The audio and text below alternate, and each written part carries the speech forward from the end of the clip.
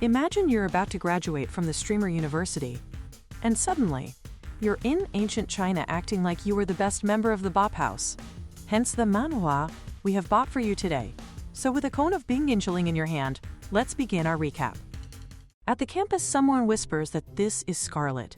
They say they heard she won the prize in the robotics competition and was admitted to the Institute of Physics as a freshman. But the boys scoff, claiming she is just a nerd who has probably never dated before. They expect her to turn out to be the girl who is actually going to save the world. At the library, Scarlet is hunting for a book when her phone pings notification alert. She has just received the prize money from winning the robotics competition. Finally, her hard work is paying off, and she is low-key tearing up inside. Her eyes then dart toward a book titled On My Way, a title she has never even seen before. She wonders if people really still read stuff like this, because, honestly, the plot is mid at best. The female protagonist is basically an idiot, but what really shakes Scarlet is the fact that the protagonist has the same name as her. And just like that, one moment she is reading, the next she is already done with the entire book. She tries to put the book back on the shelf, but the thing is glued to her hand like Gorilla Glue. No matter how hard she tugs, it refuses to let go. Then bam! The book suddenly cracks open by itself, and when she opens her eyes again, Scarlet realizes she is in a completely different world. It is like the book literally swallowed her up. Now she is standing there, confused as hell, wondering what is up with her ridiculous outfit and this random cup by her side. A man suddenly calls out to her, asking if she is the one who drugged him. Scarlet looks at the guy, totally thrown off, because he is glaring at her while sitting half-pinned underneath her. She blinks hard. Wait a sec, she is inside the novel, and the hottie under her is the actual male lead. Her brain is spiraling into chaos because, according to the book's plot, she is now the evil female supporting character who eventually gets shot to death by arrows in the end. The man, still glaring, demanding if she is really satisfied now. Poor Scarlet wants him to just listen for a second. She pats him, thinking that he has clearly gone through a lot, but he really needs to believe her. She knows it is going to be a good thing for him later, because honestly, he is going to thank her. Meanwhile, inside her brain, Scarlet is crying about how stupid the original Scarlet was for messing with the hero. Like, girl, why? She moves away, still spiraling, but at the same time marveling that this beautiful world really does deserve a poem. She is literally out here, ready to hunt for pen and paper, like some Tumblr poet, while the hero is standing there side-eyeing her, wondering what fresh trick she is pulling this time. Finally, she makes it out of the cave and is relieved that at least she escaped from him. But then her entire vision glitches. A screen pops up in front of her, reading, "Unscripted behavior detected." Cherry on top, a lightning strike zaps across the screen, and she gets another message. Congratulations, she has won the chance to live in this world. Scarlet's jaw is on the floor. But the chaos continues. The system cheerfully adds that she has to stick to the story. She has been officially assigned as evil female supporting character No 1999, complete with her very own system support buddy. The system even gives her one free auto-control ticket for the first mission. Scarlet is standing there like, what the actual hell is going on? The system then drops her first assignment. She needs to go and bully the hero. And not just that, it actually asks her to threaten him by saying his legs are hers to chop off. Scarlet is losing her mind, but before she can resist, her body starts moving on its own. She cannot stop herself. She approaches the hero against her will, her whole body puppeteered by the system. The hero looks at her suspiciously, clearly wondering what she is up to. But Scarlet's body shoves him to the ground, completely out of her control, whispering words she never wanted to say, declaring that he belongs to her now. The hero suddenly pulls Scarlet closer, and she panics, asking what he thinks he is doing. He just scoffs, daring her with that smug face, as if to say, if she is scared? But then, just to throw her off balance, he shoves her away again, snapping that this is not some kind of game. Scarlet spins back toward him, flustered, insisting that is not what she means at all. Unfortunately, the system is petty and pops up with a notification, deadline approaching.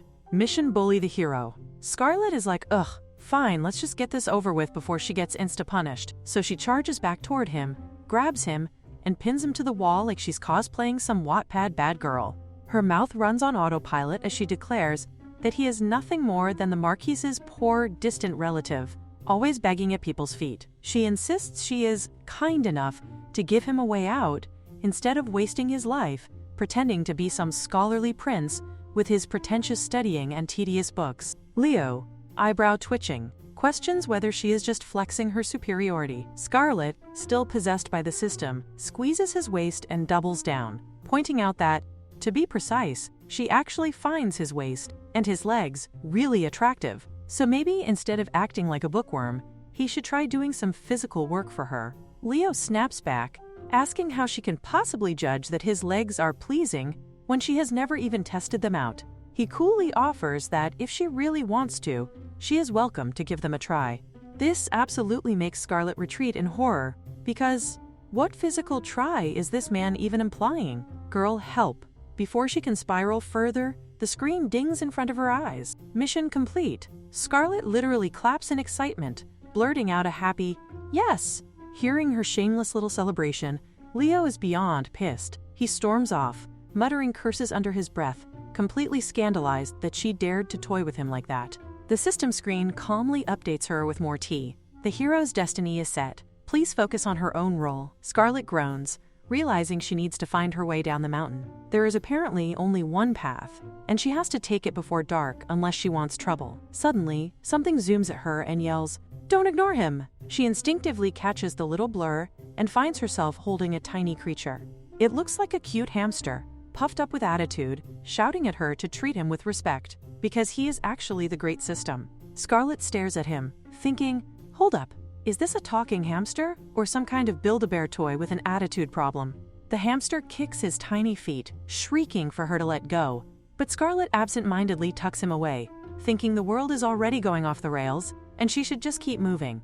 The poor hamster yells dramatically about how she dares to leave him all alone. Meanwhile, Leo looks back and catches Scarlet tailing him. Scarlet, ever shameless, sings that she is just happening to follow him, claiming it is fancy running into him here. But inside, she is praying not to get dragged into more drama. She hums to herself as she walks, but this cursed novel outfit is betraying her.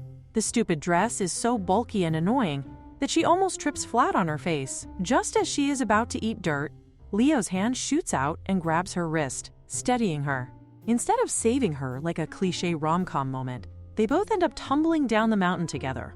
Leo somehow manages to save her, but not without ending up covered in a ridiculous amount of bruises. He starts yelling that she is squishing his leg, and Scarlet instantly jumps back, apologizing in the most panicked way. She feels guilty because she knows he will not believe her at all, but she swears she didn't mean to drag him down with her. She admits that at the start, she wasn't exactly nice, but insists she's not pure evil either. Still, she thanks him for protecting her from that rock while they were falling. Leo, however, is all sarcastic mode activated, basically implying she shouldn't think too deeply about it, because honestly, he would have done the same even for a stray dog. Scarlet is growling inside, because in her head, heroes are supposed to be righteous golden boys, yet this hero is out here being mean and dripping sarcasm. Suddenly, she notices wolves in the distance, and yep, plot twist, there is more danger incoming. Leo turns to her and sees her looking low-key scared, so he reassures her that she doesn't need to worry. But then the open space around them amplifies the wolves, howling, and Scarlet clenches her fists, standing firm like she's about to drop her mixtape.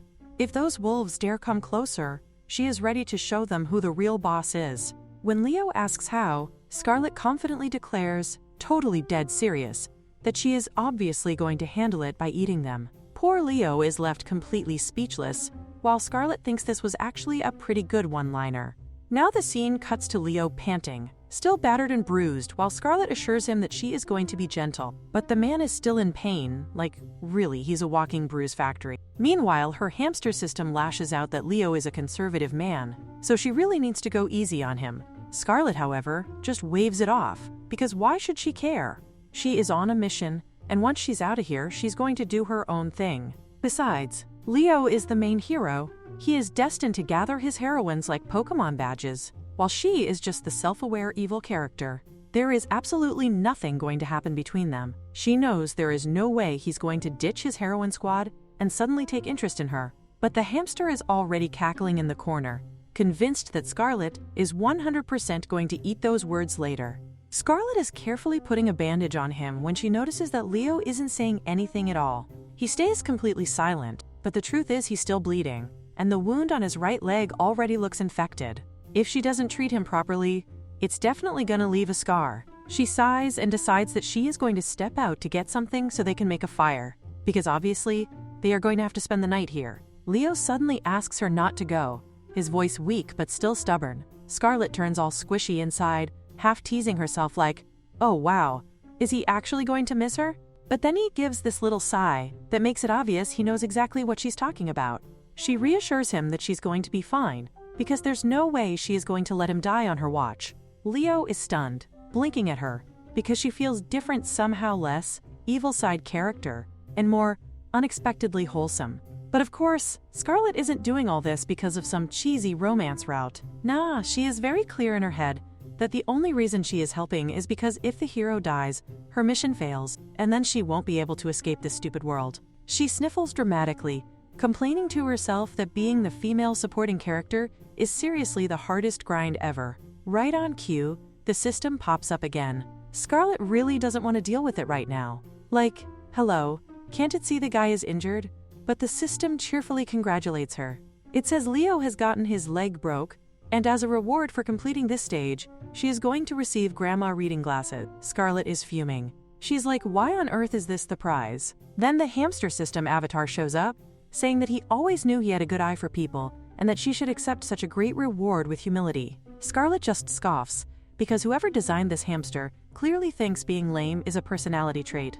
Still, she notices that the glasses are convex lenses, which means they can double as a magnifying glass. And girl is already plotting. Step 1, fire. Step 2, food. Step 3, maybe some medicine if she gets lucky. She goes out, actually manages to get all this stuff together, and comes back to the cave, like a walking flex. She even mocks Leo, telling him he should be grateful to have a survival queen like her on his side.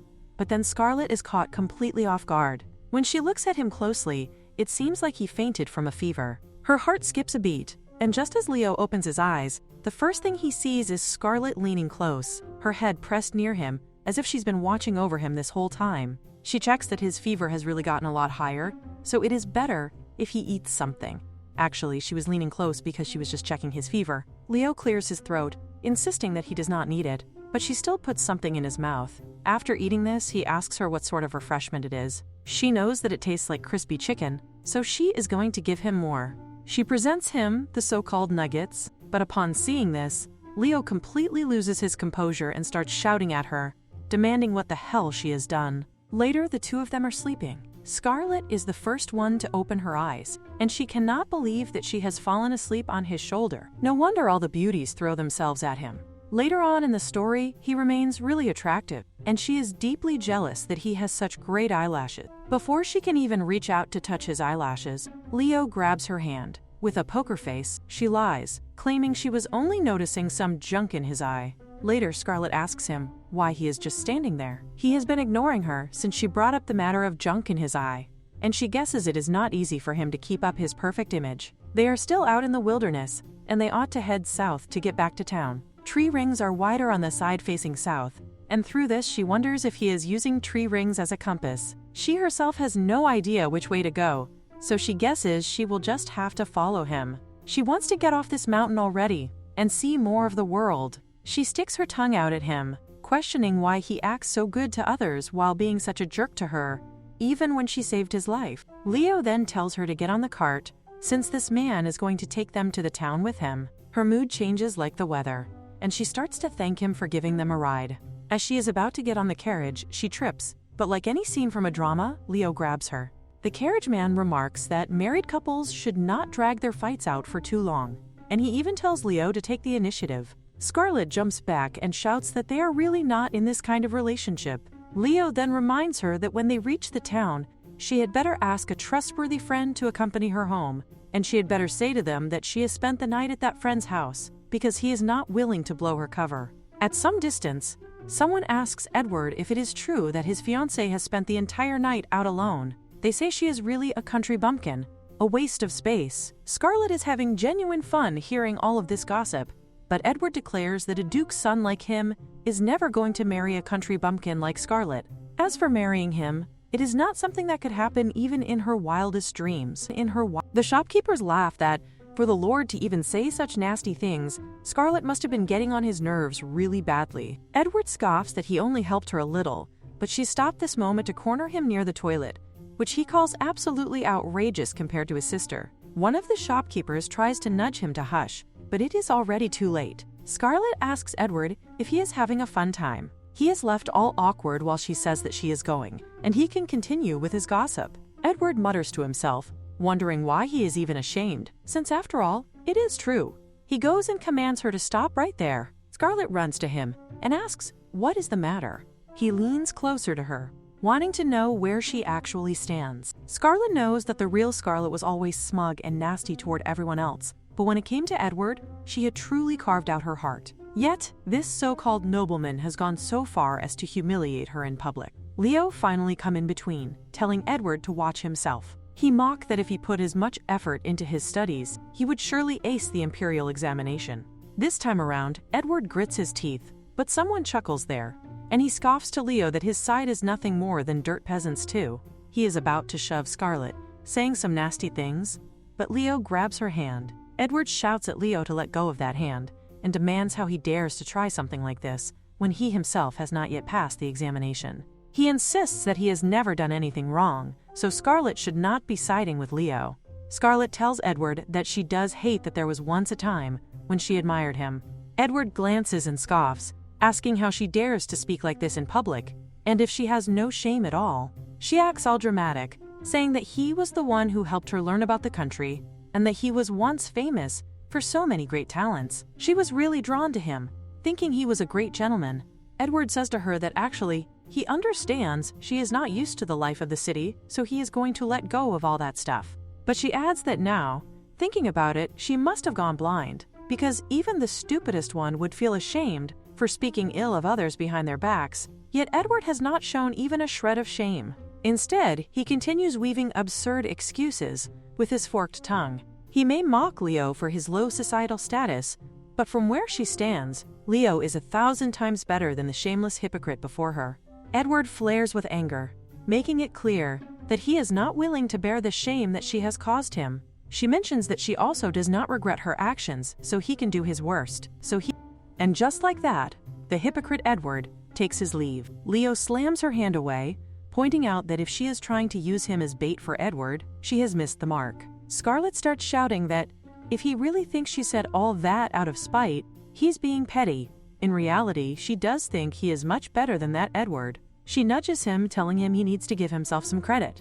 After all, great things lie ahead for him. Leo thinks those great things turned to dust ages ago. Big yikes, when suddenly someone announces from behind that they finally found Scarlet at the dimming manor. Someone else yells, wondering what they think they are doing. It's chaos. Scarlet insists she has come back home, not to some jail, but the man replies that they were just anxious about her return. Her father slams the table. He shouts that how dare she make such a nasty scene in public, and with Edward of all people. He thinks she should have been strangled when he had the chance. He's a truly oppressive father. When Edward was more pleased with Scarlet, this pathetic man sends another daughter, Sunny, to warm his bed, hoping Edward will not back out of the arranged marriage. Scarlet asks for his forgiveness, but counter-asks whether it was truly her fault for trying to honor the family name and prevent disgrace, or whether the family has sunk so low that they must depend on Edward's good graces. Again, she acts as if she had kept quiet. She says she would have accepted Edward's criticism, and if he wanted, would even have given him her cheek to be slapped. Her father shuts her down, furious that she dares run her mouth like that. Then he sees Leo too. Her father says she used to be so fond of Edward, so why this sudden change? He is literally confused, wondering if really something is going on between her and Leo. Both of them become awkward. Scarlet really needs to set this straight, so she asks her father whether the fake rumors about her and Leo sleeping together last night reached him too, or whether he is simply upset that she got humiliated in public and now he's taking it out on her. Suddenly, the system pops up and her new task appears. She has 5 seconds to insult the hero, and her success on this task depends on her anger level. The girl really needs help, but she already has a plan. She picks up the broken glass piece and escalates the situation with her dad. Who can say something like that when he knows how much he despises Leo?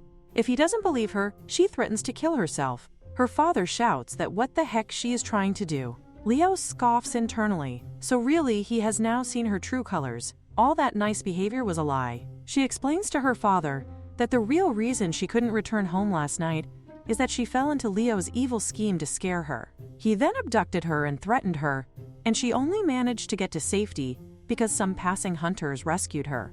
Her father cannot believe she would go to such lengths just to hurt him. Her father stops her because she really didn't explain all this back then, but now she has no doubt. She tells her father that he must make him pay. She wants to see this bastard punished. Her father tells her to calm down.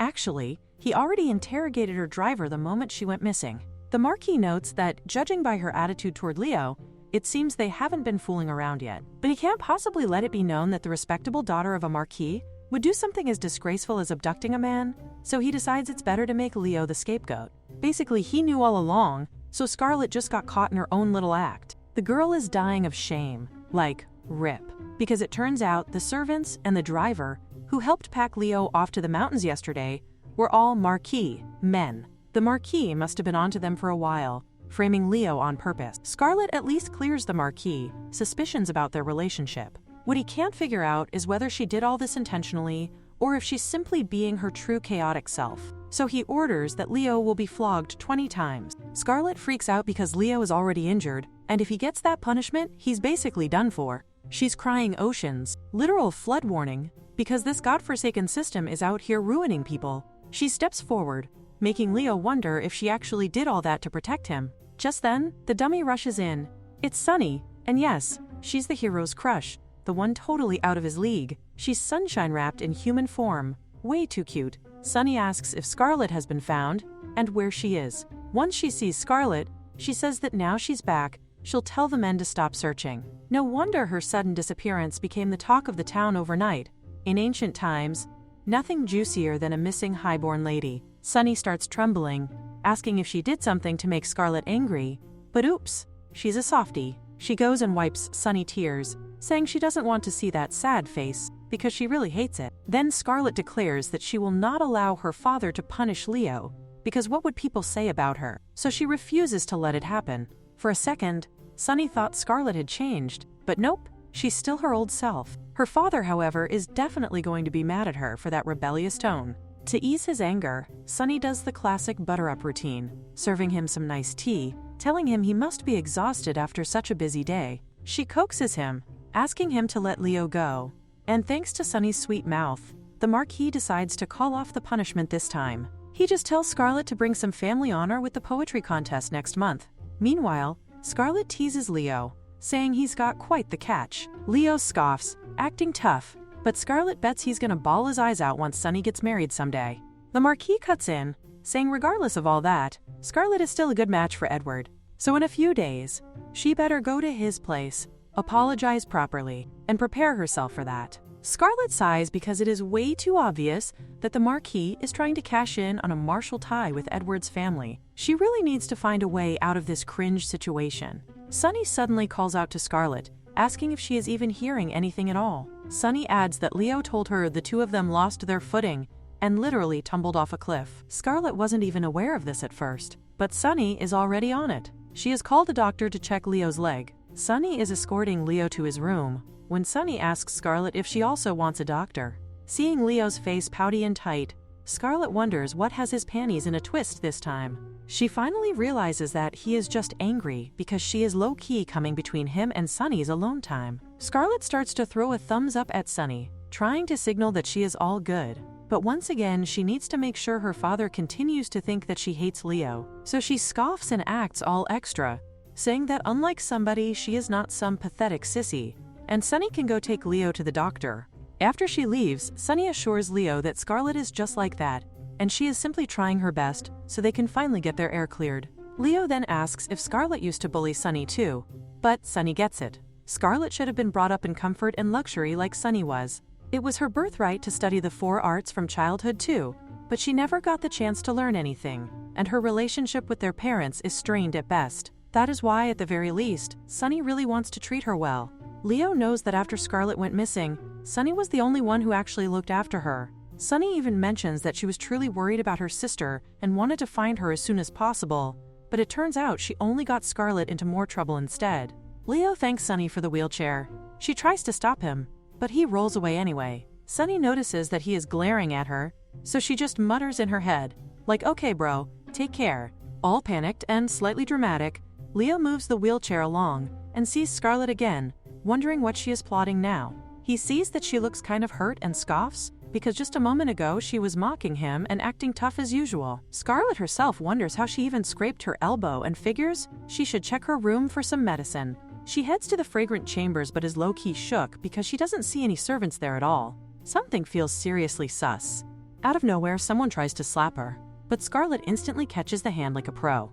It turns out to be a lady named Helen, a maid who always tries to spoil Scarlet in the novel. Just then, Scarlet's mom storms in and starts ranting that Scarlet is basically sucking up everything from Helen and asking how she can be this disgraceful to their family, staying out all night and humiliating Edward in public. Helen adds that Scarlet only acts this way because her former family never taught her anything at all. Thankfully, Sunny has supposedly given up on Edward, so Scarlet can have a good future. But hold up, this part was never even in the book. It actually seems like Sunny has given up Edward for Scarlet. The Marchioness is raging mad, pointing out how Sunny is such a great girl while Scarlet treats this walking green flag opportunity as nothing but dirt. She shouts, demanding what Scarlet is going to do if the engagement gets nullified, because obviously she is going to run off and only become a government official like one of those low-class girls. But instead of being devastated, Scarlet feels extra happy, because she didn't even know they had an option like that in the first place. Absolute plot twist vibes. The Marchioness is taken aback. Like, what on earth is Scarlet so happy about? Scarlet thanks her, saying she didn't even know about this whole thing before, and now that Edward clearly doesn't give a damn about her, she is going to study hard and become a government officer. The Marchioness can't believe she is actually saying this, especially after everything she went through to secure Scarlet's future. Helen jumps in, adding that when she heard about Scarlet being missing, she spent the whole night in the temple praying for her. She even starts poking Scarlet, warning her that if she doesn't fix this bratty attitude of hers before the flower festival, even she won't be able to save the marriage. Scarlet, of course, scoffs and says it's peak foolishness to put one's whole life into the hands of a man. Helen then casually drops the wild suggestion to the Marchioness that if marrying Edward is so important, maybe they should just make Sunny marry him instead, since Scarlet is still too naive. But the Marchioness snaps back, telling her not to dare say that again, because to outsiders, Sunny might look like Scarlet's sister, but only they know the truth. Sunny is not their real daughter. Sending her in would be risky. Still, the Marchioness admits that if Edward himself chose Sunny, then they wouldn't get any blame. She then turns to Helen, saying she understands that Helen cares for Ruby and knows that she and Edward have fallen out of love, but honestly, Scarlet's temper is going to be the death of them.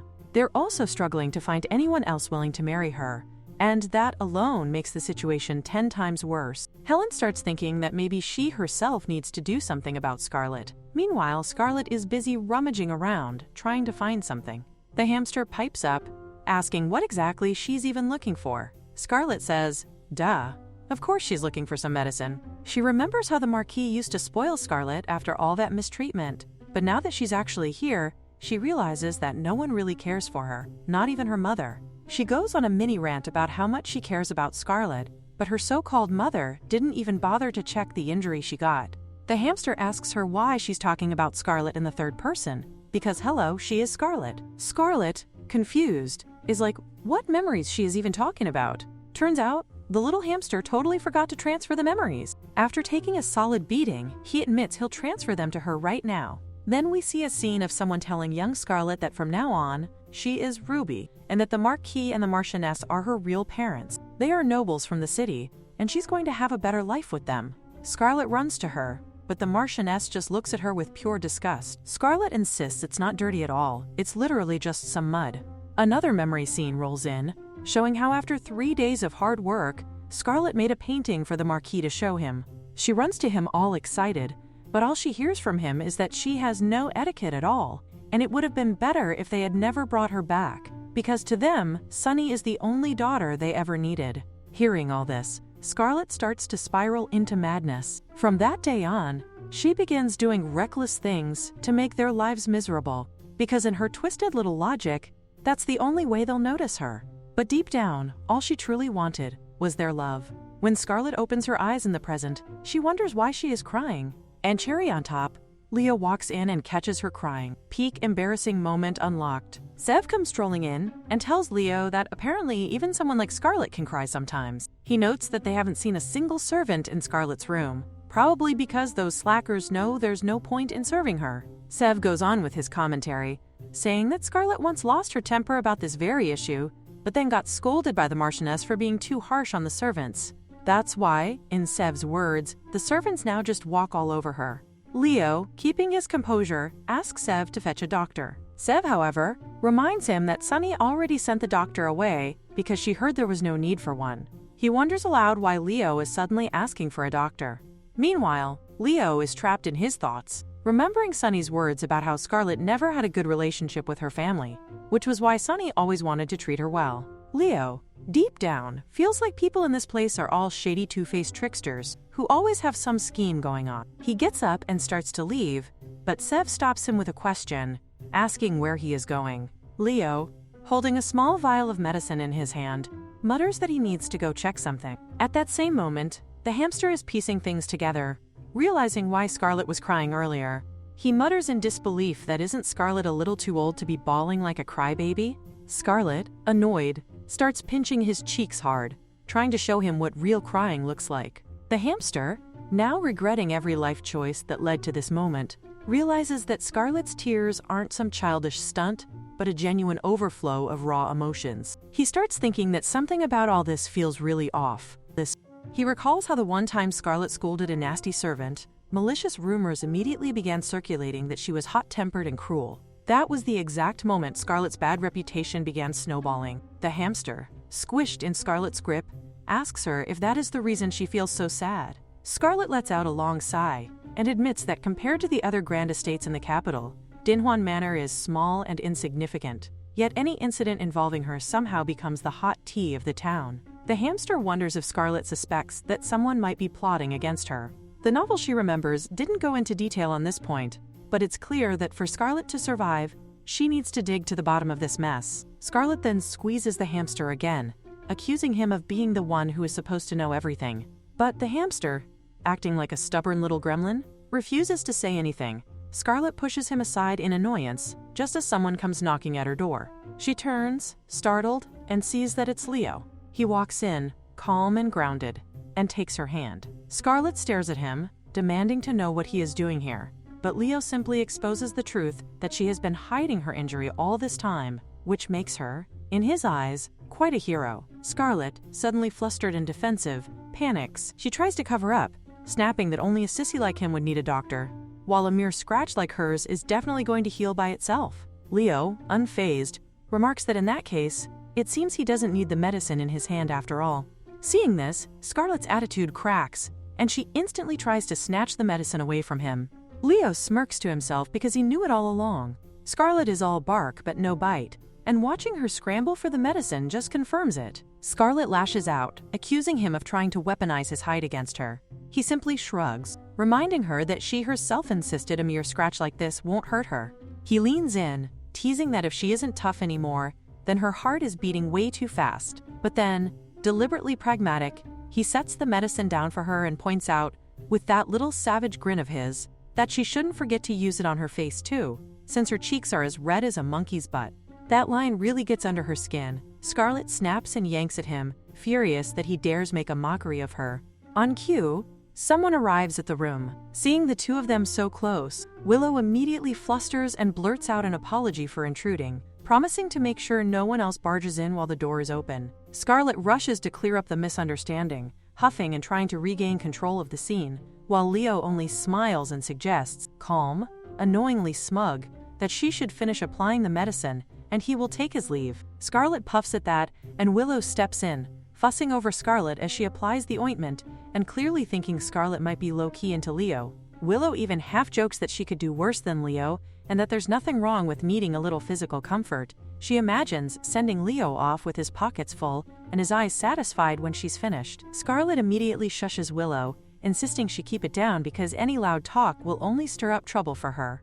Outside of this mission, Scarlet is determined to keep her distance from that troublemaker Leo. She hasn't even had time to properly explore this whole ancient world vibe they keep hinting at, and the last thing she needs is romantic drama. Willow, oblivious to the full nuance, bounces around saying she will follow Scarlet into whatever mild mischief that she is plotting against Leo. No wonder Scarlet has no warm memories of Willow. She can be kinda slow to get social cues. Finally, there's a day without Leo, and without any official mission, and Scarlet sighs with a tiny, rare lift in mood as she is actually able to smell the air. She notices a really pretty little plum tree and muses that today they're going to admire that tree. But the question of Willow's evil plan to sneak into Leo's garden bubbles in the back of her head. Scarlet wonders whose garden this actually is and nearly hides at once when she hears Leo calling out from his chamber.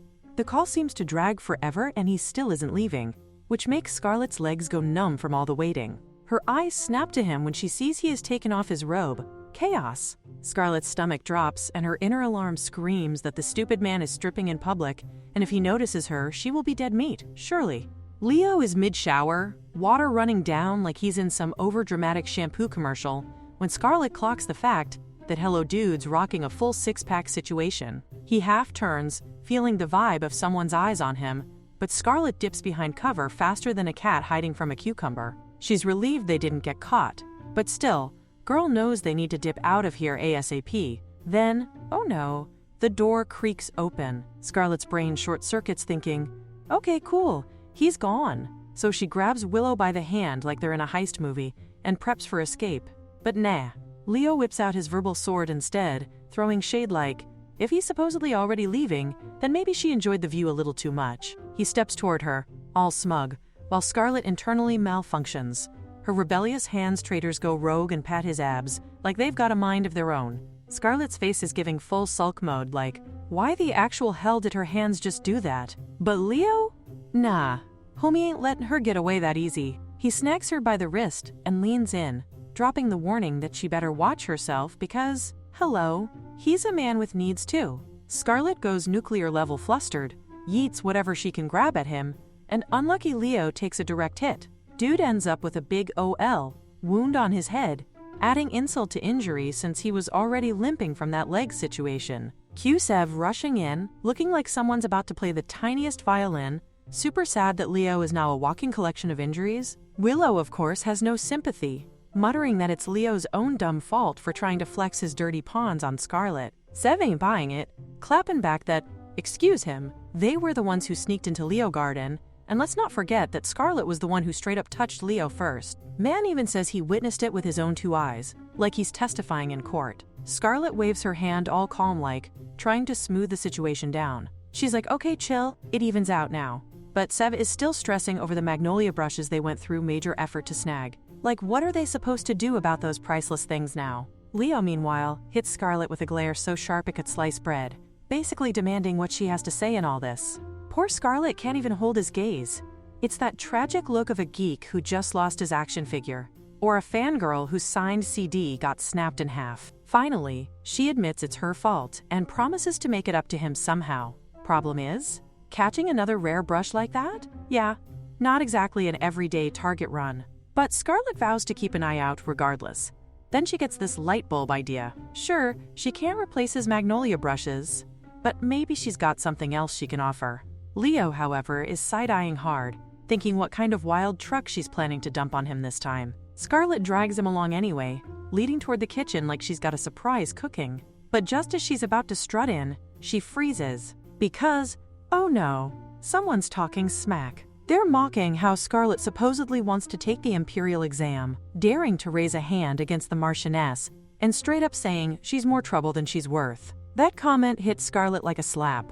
Leo steps forward and demands to know who dares to talk trash about Scarlet behind her back, making them stiffen like statues. She points out that if she's the type bold enough to slap the Marchioness, then seriously, what do these maids think she'll do to small fry like them? Maybe they should be worried about getting beaten to death instead.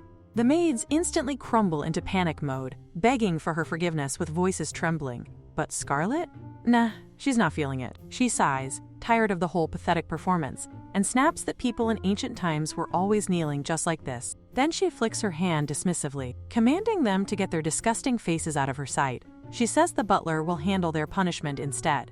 Leo, however, is watching with sharp eyes. He notes that the exact incident they mentioned, the one with Scarlet and the Marchioness, literally happened just yesterday, which means it reeks of rumor-mongering. Someone deliberately spreading Scarlet's name through the dirt, but the thought irritates him more than it should. Why is he getting himself tangled up in this mess? He shouldn't even be standing here defending her. He clenches his hand, reminding himself not to forget why he's even staying in this manor. Scarlet waves at him, saying they should go now. But Leo takes a step back, brushing her off. He says he just remembered he's got things to do, and oh also, no need to pay him back for those broken brushes. Scarlet pauses, thrown off by his sudden mood switch, genuinely baffled about why he's acting so weird all of a sudden. Later, Sev is talking to Leo, noting that Leo's been restless ever since he came back. Sev wonders if it's still about those brushes, or if Scarlet somehow offended him again. Because, let's be real, she can't exactly be trusted not to stir drama. And honestly, he had been curious to see what kind of harebrained scheme she'd cook up to make up for the brushes. But Leo cuts Sev short, ordering him to leave. That's when Scarlet makes her chaotic entrance, literally popping through the window. She beams, announcing she has made something special for him. A limited edition, Scarlet-made charcoal pencil. Leo takes the pen, inspecting it curiously. He's never actually seen anyone try to craft a charcoal pen before. It's always been brushes. Then his eyes catch the detail, his own name engraved on it. Scarlet, naturally, shoves Sev out of the way like yesterday's trash, telling Leo to try the pen right now. She admits it won't glide as easily as a brush, but it's way more convenient for daily use. Leo holds it with full concentration, testing the feel, but the pen slips from his fingers. Scarlet immediately leans close, showing him how to grip and move it properly. She's talking him through it step by step, but he's not hearing a single word. His heartbeat is pounding too loud in his ears, drowning everything else out. Scarlet pauses, squinting at him, and asks if he's even listening. The moment he turns his head toward her, their faces are suddenly way too close. Leo jolts upright like he just got burned, blurting thanks for the gift with a voice a little too quick. He adds, more carefully now, that she should watch herself about those rumors. Scarlet smirks with sharp confidence, replying that she already knows someone is plotting against her. She'll deal with it. Meanwhile, poor Sev is off to the side, sulking and eating sad comfort food like the neglected sidekick he is. Later, Scarlet is walking when she thinks that she has done something really bad to Leo, yet despite everything, he still brought medicine for her and is even worried about her. All that she can think of is whether he is secretly some kind of masochist. But poor Scarlet quickly scolds herself to get her head out of the gutter. She tells herself firmly that she really needs to get him out of her system, and with that thought, the system suddenly pops up. Out comes the little hamster, who announces to her that she has finally thought about the reward store that he has been talking about. Scarlet blinks in confusion, wondering aloud what reward system store he is speaking of. The hamster immediately pulls up the store's display and begins to explain, even asking her if he should give some kind of discount to a big spender like her. Looking at the store, Scarlet admits to herself that he truly does give her everything, but she also notices that the clues about other characters are extremely expensive. The hamster smirks at her slyly, telling her that she doesn't have enough points, but he can lend her some, and she can pay him back after completing some other missions. Scarlet is well aware that he is trying to slip this nasty trick onto her, trying to trap her into doing more missions, but she shoves the idea away immediately. She decides that she is not going to buy anything, because the clues are already clear enough for her. The clue about Helen was far more expensive than the clue about the Marchioness, and it is obvious to Scarlet that Helen is hiding something. The poor hamster is left in denial, feeling as though he is being robbed, but Scarlet doesn't let it affect her. As she continues walking, she suddenly hears someone gossiping. The words reach her ears, and they suggest that it looks as though Scarlet and the penniless bum are up to something. One of the maid's friends apparently told her that they saw the two of them walking hand in hand, and it is obvious to them that Scarlet is now keeping company with him. Scarlet immediately recognizes the voice. It belongs to her maid Hazel, the very same maid who had always been giving the real Scarlet a lot of bad advice on how to win Edward's heart. Now Scarlet narrows her eyes at her, realizing that Hazel has set her sights on Scarlet and Leo, trying to stir up trouble this time as well. Scarlet approaches and confronts her directly, demanding how she dares to run her mouth like that, and pointing out that it is about time she kicks her out of this place. Hazel, however, quickly tries to butter her up, insisting that she is Scarlet's loyal maid, and that she was only thinking that if Scarlet is interested in Leo, then she will help her. But if it is a misunderstanding, Hazel says she is willing to go back to her old role, which is to help Scarlet win over Edward. Scarlet, however, shoves Hazel aside sharply, telling her that she needs to shut up now, because thanks to her, Edward doesn't even talk to her anymore, and that is entirely her fault. Just at that moment, Willow suddenly appears out of the blue, asking Scarlet whether she is really into Edward, because she had thought that Scarlet was into Leo after seeing the two of them alone together in the room. Scarlet, quick to act, winks at Willow to play along. She starts saying that she only went into Leo's room to teach him a lesson, because how dare he try to embarrass Edward in public. Willow follows along with the act, stressing too that it is true, adding that Scarlet was beating him so hard in there that he was crying and begging for mercy. Scarlet grows irritated at that and quickly stops her, thinking that there is no need for Willow to go that far. Hazel then remarks that if Edward is still Scarlet's ultimate goal, then she has a suggestion for her. She asks Scarlet if she would be interested in hearing it, but Scarlet moves away from her with disdain, declaring that Hazel has already made her embarrassed enough, so what kind of suggestion could she even give now? She warns her firmly that if she tries to mess up with her again, she will be sleeping on the streets. Hazel, however, presses on, asking if Scarlet has ever heard the phrase, "What is done is done." Hazel says that playing hard to get with Edward is not working at all, so it is time to bring out the bigger guns. At first, she sticks her nose into Scarlet's business with Leo, then quickly shifts to urging Scarlet to provoke Edward instead. It is obvious to Scarlet that Hazel is up to something, but Scarlet herself is a master of playing games, so she slips into her own acting as well. She remarks that in order to get anything done, she would need to be alone with Edward in a room. Yet she knows all too well that Edward would not even touch her with a 10-pole distance between them. Hazel, however, goes even further. She produces a small vial and offers Scarlet a drug that, she claims, will knock Edward out. Scarlet scoffs openly, so this is the so-called higher weapon Hazel was talking about. She considers the situation with sharp calculation. Scarlet already carries a bad reputation, and if she gets caught with something like this, her ruin would be absolute.